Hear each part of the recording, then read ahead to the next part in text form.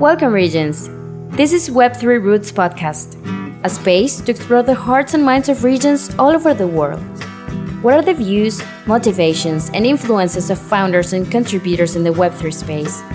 What are the ideas shaping their actions? Let's take a deeper dive into their whys and get to the roots. Welcome, folks, to a new episode of Web3 Roots Podcast, where we dive deep into the roots of regions all around the world. Today with us, we have Marcelo Silva. Welcome, Marcelo. He's a co-founder at Refi Spring and also a founder of Blockchain Nascola. But please introduce yourself for people who might not know you. Welcome. Thank you for the invite, Vanessa. And so I'm a Brazilian researcher and teacher, and my background is mostly on research. I hold a PhD on institutional design and institutional analysis, and I'm the co-founder of Refi Spring. And Refi Spring was a project to accelerate the discussion about regenerative finance, mostly in the global south, and we did that by supporting in-person events in the global south. We supported 27, and then we supported 50-ish this year, and we merged with RefiDAO to follow up on the mission. And I'm the founder of Blockchain Nascola, which is a Brazilian project to deliver education about blockchain to regular public schools. And I'm back in Brazil to build Refaz, which is a consulting office about social and environmental impact in Brazil. Sounds great. We will get more into that. But first, let's get into the roots. Marcelo, what are your roots? Where are you from? What is your background? This is a nice question. Actually, I'm from a small city called Serra, in Espírito Santo, which is also a small state in Brazil. We say that Espírito Santo, almost no one knows that Espírito Santo exists. It's a state that exists between Bahia and Rio de Janeiro and Minas Gerais. So everyone knows Rio de Janeiro.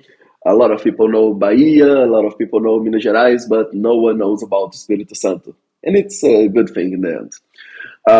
But Serra was the most violent city in the country, in Brazil, during, I think, from 2004 to 2006, maybe. And I was raised within a favela, actually some favelas in Serra, because we keep moving. And after being raised in a favela, I went to the university and started to understand things clear, understand the new possibilities in the world. And then I went to the master's degree, studying the theory of justice, and then to the PhD. And during all the time, I was working with political and legal advising here in Brazil. And I think that's my roots in terms of where I come from before Web3. And I'm curious about growing up in Brazil and growing up in a favela. How was your life growing up? I cannot say that it was a bad childhood. Actually, it was really good in terms of, like in Brazil, we play football a lot. It's not how can I say it? It's not like training some martial arts in terms of like we need to go to the gym. No, we play football in the streets, and I played a lot of football in my childhood. And I was a book nerd because my family was super poor, but at the same time, my family was super concerned about my education. So sometimes we didn't have like the needed amount of food, but we always had like a lot of books in my house. And it was like the knowledge in the books and the histories and everything was like my second home in terms of if my house failed, I will come here to feel safe. Yeah, that's beautiful. Like making making the books your home. And how do you think that growing up in a favela helped shape your view of the world? I think maybe mostly it shaped how I see the difference between practice and and theory in terms of I see what is needed. I saw it actually. I saw it what is needed. I can feel the emergency of solutions for the economy from the bottom, not only from the top. But and like after my childhood, I went to the university, and then I got my PhD, and then I start to see the other side of it, like from the side of people actually building the solutions. So I think this is today is some kind of advantage in terms of, hey, I can see from the bottom, I can feel the emergency. Yeah, and so you you got out from the favela, so to speak, went to the university and studied and everything. But would you say that that's a common thing for a child growing up in a favela? No, actually, unfortunately, it's not because we have like the social inequality in Brazil is super high, one of the highest in the world. So it's not that easy for someone to just come out of the favela. And I was very lucky, and at the same time, it was a result of a change of uh, public policy in terms of, hey, we need more poor people in the favelas, and let's open in the favelas, sorry, in the universities. So let's open the universities, and like it's not common, but it's becoming more common. Yeah, I guess it also helped you a lot having all this knowledge at your home, all the books. But how did you get into Web3? How did you get into Web3, and what was that that attracted you to this?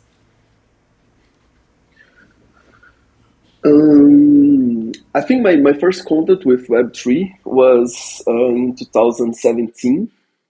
And by the time my friend Verba, it's actually the friend I'm visiting here in Minas Gerais, and he was the one who presented me this thing called Ethereum. And he said, "Hey, look at it. It's a good opportunity for investment, and it's also maybe we can use it as a way to improve the impact we are trying to build in our communities."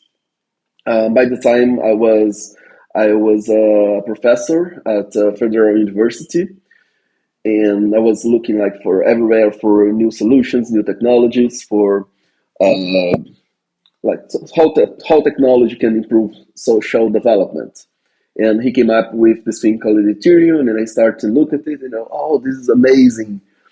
And then we started to try to identify where the key opportunities were, like the low hanging fruits in terms of resource, in terms of technology, in terms of potential impact. And you are a co-founder at Refi Spring, and well, also at Blockchain La Escola. But with Refi Spring, what was like the motivation to found this project?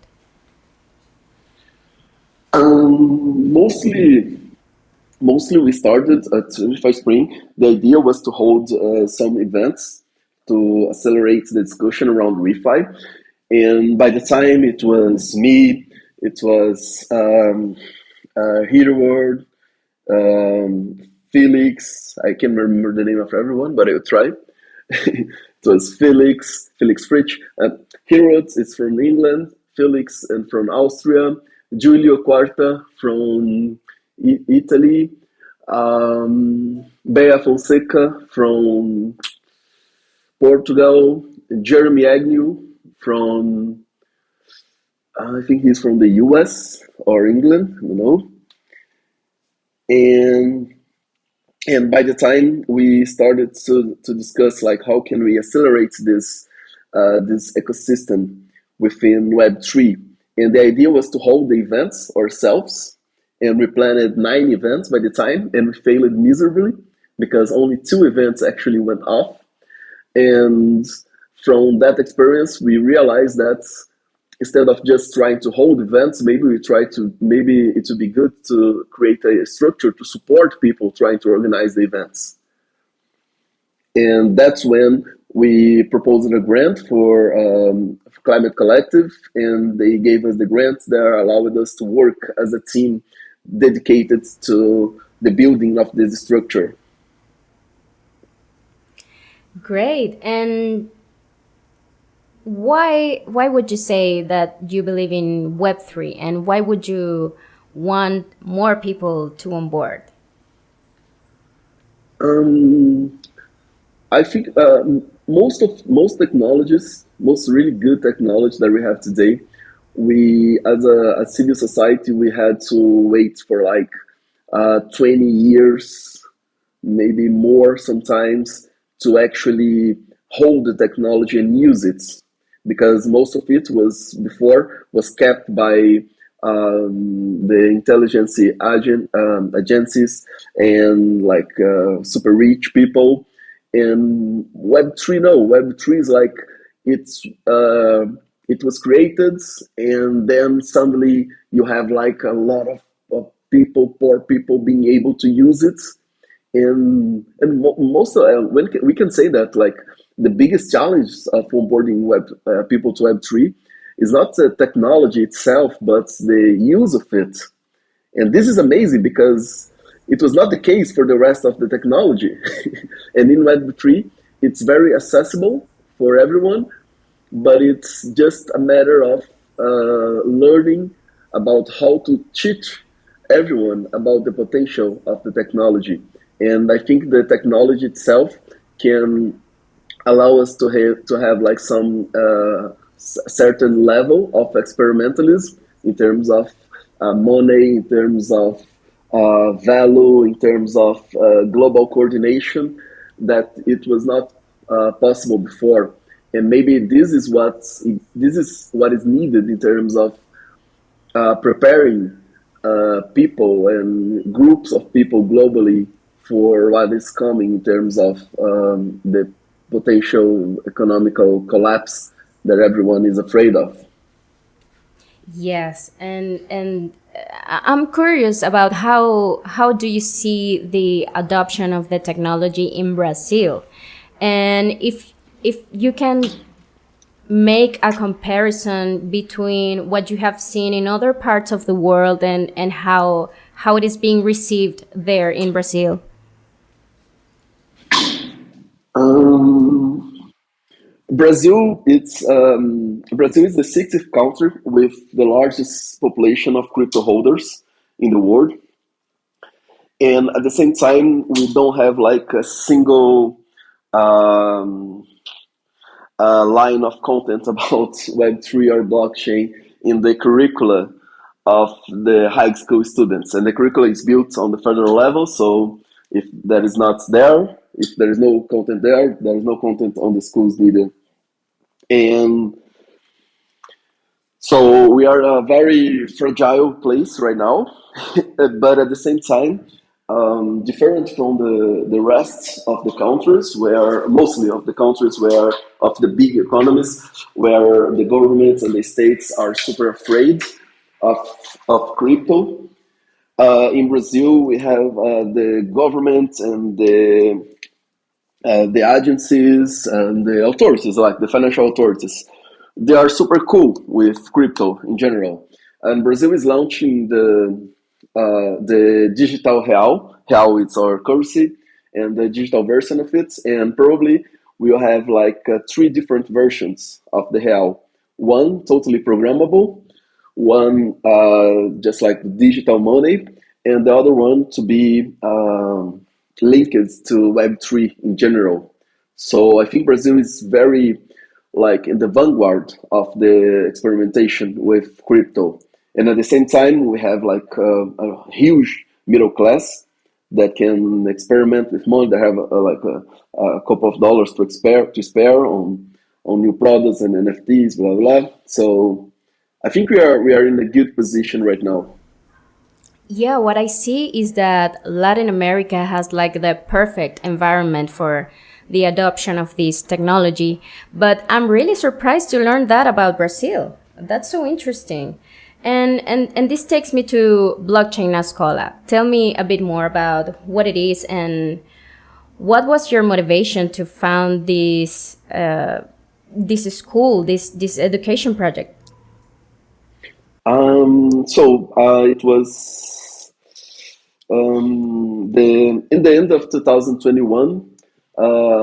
We are like building Refi Spring, and at the same time here in Brazil, I was like on the verge of leaving my job as a professor at the university, and I was preparing myself to the next chapter of my life. And I had this friend who was a teacher in a high school here next to where I live by the time, and he invited me to talk about blockchain NFTs in the school. And I went there, and then he said, "Hey, the students they want to know if you are willing to come here one more time to talk them because they like it." And then I went, and he said that we can turn this into a program for the school. And I was like, okay. I'm like, I was not doing anything that consumes all my time at the time, so I had the time. And then I wrote out the curricula, I wrote out the methodology, and I delivered it to the school saying, hey, we can make a legal agreement to protect the school and to protect the teachers. And then I started the project myself, going to going to the school and talking about blockchain. And one of the results of this was after 4 months of um, of the project existing, I I went to the platform to the one the to OpenSea to check on the NFTs that every after we had this online courses, 7 courses, and after finishing one course, the student will have like one NFT on his wallet. So um, I went to check on how many people finished the course, and I was really shocked by the number 30K, sorry, 35K. And I was like, what? Because like I I did any marketing on the project because I don't know nothing about marketing. I just say to the students, hey, share with your friends, share with your parents, and like the manager of the platform, it was on 101XYZ. He said that, hey, maybe we have like something about 5K of the collectors. They're just like airdrop runters, but the rest is real. And I was like, oh my god, it's so many people finishing the course. And then we move it to the next phase of the project, which is the building of a product out of the project that we can deliver to any Web3 project. And this second phase was possible through a grant from Cello that allow us to actually hire a team to apply the project to test in different schools, and then we moved it from like one school in my state to something around 12 schools in 4 different states in Brazil. And what's the stage right now? I mean, I'm so glad to find out that you started by yourself, going yourself to give these talks at schools, and now you have a team supporting this. What's the stage right now? How big is your team, and what initiatives are you working on right now? And also, how many schools have you reached out to? Right now, the stage of the project it's the validation of the product. That's why um, we went to the schools in Bahia, mostly in Salvador, and we are like on the final on the final weeks of validating the product. And I think we reach like 12 schools like directly, or people going there. And but we also had a partnership with the City Hall of Salvador to provide content for all the schools in the city, and we are building another partnership with the Port Authority in Pernambuco to provide content for something around 500 schools, but it's like it's being built, it's not there yet. And also, we are building a pilot together with Good Dollar here in Minas Gerais. And because the like blockchain scholar is very simple, like content for public schools.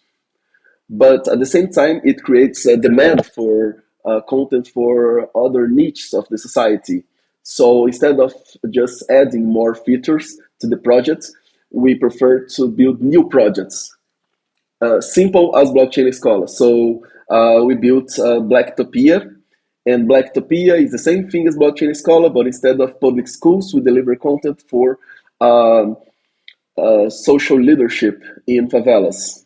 So we train them on how to use Web3 and how to access a resource from Web3, and we try to link them with new opportunities. And that's what we are doing here in Minas Gerais right now.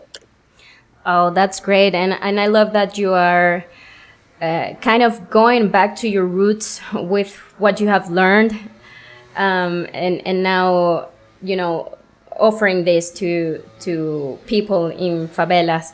That's awesome. And so you are a researcher, and I see that you had research about the challenges of the bridge between social impact and Web3. What were your biggest findings about that? And also, how what is for you social impact? How do you measure social impact? Um, can you hear me? Yes, I can. Yes. It's because I changed the microphone. So to me, to measure the impact of blockchain Scala, and not only blockchain Scala, but also Refi Spring and every project, it's to compare the level and the um, to compare the goals of the projects to the change that the project actually created after after the time it planned. So, for example, block for Refi Spring was to support the acceleration of the refi ecosystem, and it means to have the events going on and have the people organizing themselves after the events. And it happened in terms of we have right now, I think, 29, 27 communities around the globe in places there before refi spring they didn't have anything about refi. So that's the kind of measurements that I personally do. And for blockchain scholar, what we measure mostly is not nfts. The nfts are important just to for the numbers for the books, but what we really measure it's the amount of students that keep with us in terms of as we deliver a content that is very basic about what is Web3, what is blockchain, blah blah blah, economies. If the students want to follow up on the learning path in terms of, hey, I want to understand better this technology, or I want to understand better the NFTs or the I don't know the games. So we send them to partners like we have in Brazil, Blockchain Academy, and it's a very traditional, in a good way, school about blockchain here. And usually the course are like $300, $200, and we have scholarships for the students of blockchain scholars, so we send there. At the same time, if the student wants to learn about games, we'll send them to Play for Change, and they teach young people about how to explore Web3 through games, through gaming. So the measure the I pleasure personally, it's the students that keep going, keep studying, keep developing themselves in the space after they went through all our contents. Yeah, I wanted to ask you this because I see a lot of projects saying that they are doing social impact or that they are working for social impact, and sometimes that's like very abstract. What is social impact? How do you measure that, and what does it mean to have an impact socially? For many people is, to have like an in real life impact, and for me it is like that, like how many lives you're touching, but like in real life. Because what I think is that sometimes the Web3 space can be like very abstract and like a floating nation, right? But I think that the purpose of this is to have an impact in real life, in planet Earth, and in people, right? So that's what I wanted to ask you this. And why would you say you believe in crypto or in Web3? And why would you want others to learn about this technology and on board? I think mostly because of the kind of freedom and autonomy that crypto provides. That not only crypto, but Web3 and blockchain. And I say blockchain as the technology itself, Web3 as the culture around the technology, and crypto as the token infrastructure around all the solutions, dApps, and etc. So I think like the autonomy that it provides for someone to reach for the better version of itself, in terms of like you can build your business, you can build your financial freedom within crypto in a way that you cannot do in the traditional economy. If you live in a very poor place, if you live without access to credit. And I say that as a Brazilian because Brazil has like one of the highest interest rates in the world. And it's super.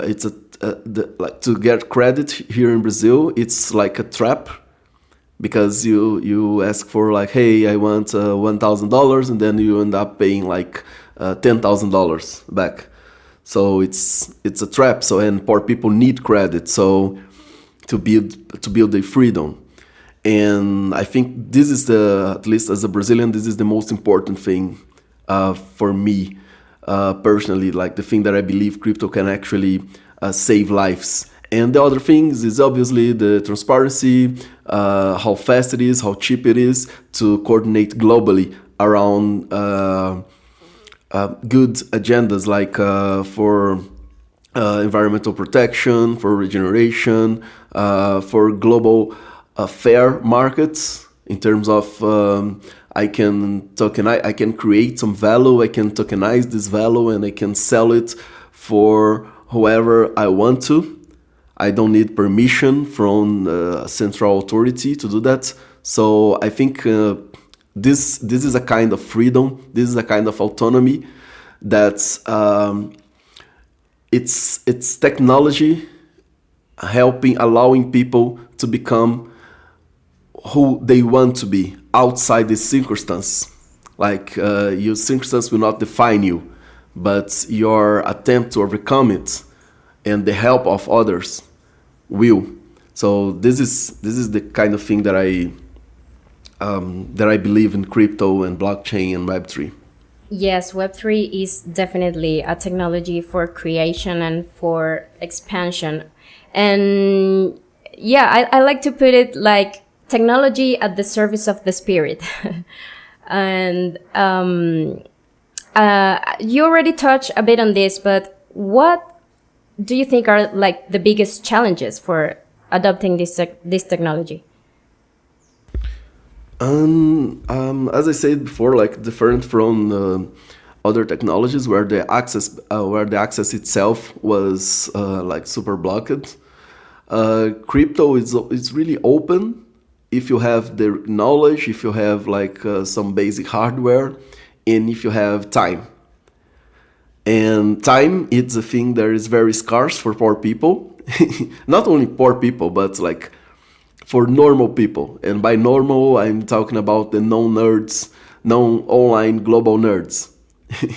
And I think the maybe this is a UX problem. Like crypto needs to be easy, and when I say easy, it's not only about how to access it, how to open a MetaMask, but easy in terms of it should be easy to understand what is at stake with crypto, with DeFi, with ReFi.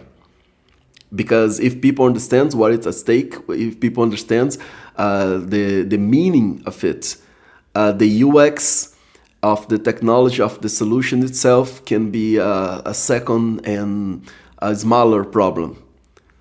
And I think like we are most in the ecosystem right now. Most solutions, most startups are focusing on the UX of very in the very technical term in very technical terms. Like it should be easy to press a button to get your tokens, blah blah. Blah. But I'm thinking about improving the experience of blockchain itself in terms of I need to build smart contracts and I need to understand it. And it should be like as easy as to post a picture on a photo on Instagram. And I think maybe this is the largest challenge today, to make the meaning of crypto as accessible as the meaning of traditional institutions. Like no one needs to explain to someone what is money, because people will like start to use it and build things around it. So crypto, to me, the challenge is to make the meaning of crypto as simple as money itself, as the other technologies itself. And is that your like your personal motivation? What is your personal motivation, like your main motive to be here in Web3 doing what you're doing? What moves you? And what do you want to see more of? I think that like a very speaking in a very selfish way, I think what's really moves me is the energy of Web3, the energy of a place where a lot of things, not everything, but a lot of things are possible through your own efforts or through cooperation with others. And of course, you're willing to cooperate with others. I think this, like speaking in a very selfish way, this is what keeping me like very excited about blockchain. But what keeps me working within Web3 and keep me like believing in it, it's the fact that it's, even if we consider the worst regulation, even if we consider like the SEC going after everyone in the world and initiating like a global war just to prevent the abduction. It's a technology that we can use even without internet, and it's a technology that can allow communities to hold the value they produce. And this is a revolutionary tool on my view. Like I see this, like I don't see other technologies as good as blockchain to address this challenge of preventing the value built within local communities to be extracted to global speculators. Yeah, I think this is also helping us change that mindset of just draining and, start nurturing. And I'd like to ask you, what is your vision for the future, not only of Web3, but your vision for the future world?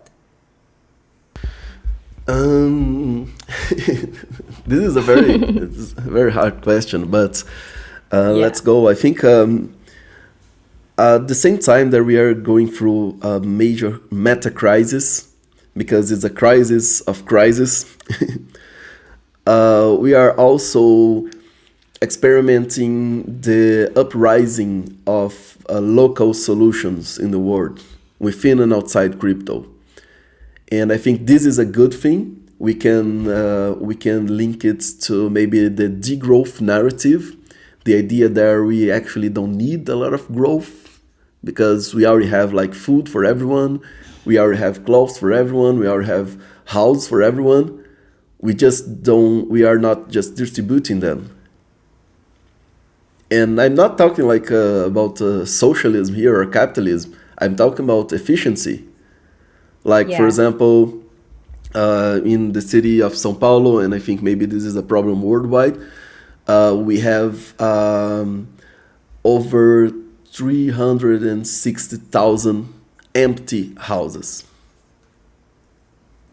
And we still Wow. have like, I think maybe 100,000 people living in the streets. So this is efficiency. This is not socialism to reallocate those people. I'm talking about Yeah, human efficiency in terms of allowing people to become the best version of themselves and to deliver the best thing they can think of to society. And I yeah, think this is something that we are experimenting today in terms of we are starting to compare those numbers and compare those numbers outside the dualism of socialism and capitalism. So I think we are paving the way for something like a post-capitalist experimentation phase, because I don't think we will have like post-capitalism like on the corner, like in the next corner, in the next 50 years. But I think we will have an experimentation phase where local communities will be incentivized to experiment on building as much as resource they need and keep it inside the community. Because if we do so, we'll realize that what we think of as poor communities in Brazil, in Africa, in Asia, and worldwide are not poor. For example, we can think about like some poor cities in Brazil where they have food, they have water, they have clean air. So what is the poor thing about it? They have everything. They just don't have the money. So if we take the money off the equation, then they are not poor anymore yeah. because they build. Oh, sorry. Oh, go ahead.